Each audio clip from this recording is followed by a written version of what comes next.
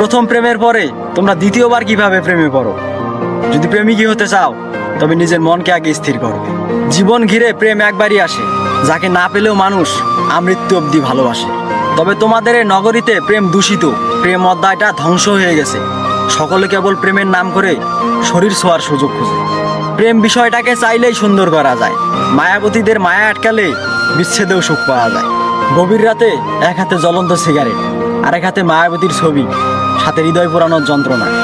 বিষয়গুলো চরম সুখে, মন্দ না। প্রেমিক হিসেবে এই আমাকেই দেখো, একবার ঠকে গিয়ে দ্বিতীয়বার আর কাউকে ভালোবাসার সাহস হয়নি।